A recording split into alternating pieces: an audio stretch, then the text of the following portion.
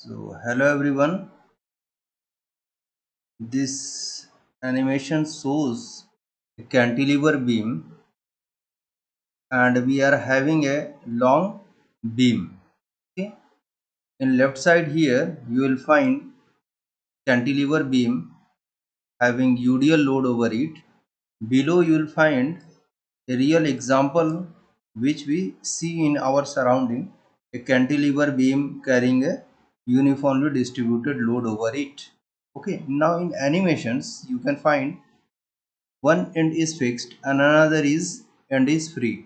Okay, this W is the UDL load which can varies, okay, from 0 Newton per meter, so means that there is no load over it.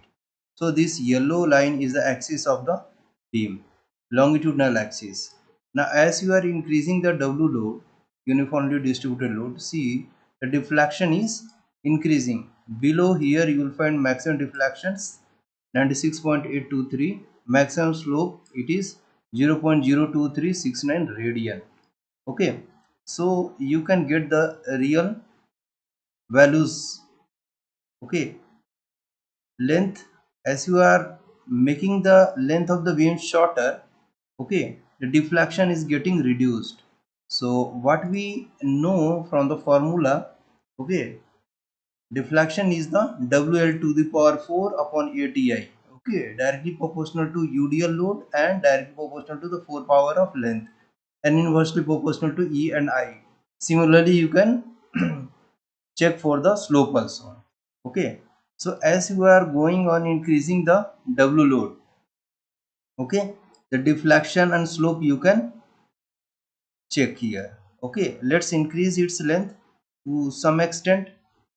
Okay, let's, for the up to here 3.85 meter I have increased and change the UDL. Now decrease the UDL load. See, the deflections currently is 0, means 0 UDL load I have provided. Now continuously increase the UDL load. See how the changing is taking place in both deflection and slope. You can check from here. Okay, decreasing the UDL load. Now increasing the UDL load. Okay, now keep it here, somewhere here, around 2030. Okay, length as you are making it short. Okay, the maximum deflection and slope is getting shorter. Increase the length. Okay, see the deflection is becoming increasing, the slope is also rising up. Okay, now E is what? E is the material properties. As you are decreasing the E value, okay, making the beam more elastic, material you are using more elastic, so more deflections you will find at the tip. Okay, also no doubt across the length also. See, this is the length of the longitudinal axis of the beam. See, I am making for the time being 0. See this yellow line. Okay, as you are increasing the, so this is what? This is the longitudinal axis of the line. Okay, so don't be confused. Okay, between these two square line, square boxes, you are having a straight axial line. Okay, like this. Increase the length, increase the length. Okay, now increase the E value. You increase the E value means material properties E you are changing. Okay, like this. Okay, now I is what? I is the second area moment of inertia, m to mm to the power 4. So currently rectangular I have taken. Okay, for the rectangular cases, as you are changing dh cube upon 12, as we know. Okay, you can check the deflection and slope values. Okay, now let's compare rectangular and I beam section. Okay, for setting all W, L, E and I for whatever the conditions are. For the rectangular case, I am getting deflection 48.6 and maximum slope 0.01. Okay, 48 0.01. Now let's switch to the I beam section. So currently deflection is 48 for rectangle. Now let's see 21. means deflections decreased when I am using the I beam section, keeping the all WLEI same. Rectangular 48 I was getting, now I am for the I am getting 21, so deflections reduced.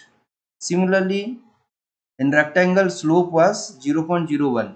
Now let's check for the I. 0.01 for rectangle, 0.007 means slope is decreased. So better we will use I beam section. Okay. So to get the lesser deflections and small slope. See for I beam sections. Okay. Decreasing the UDL load. Now increasing the UDL load. See the deflection is decreasing as the UDL load is decreasing. Okay, now increase the W value. See, these two values will change, means increasing.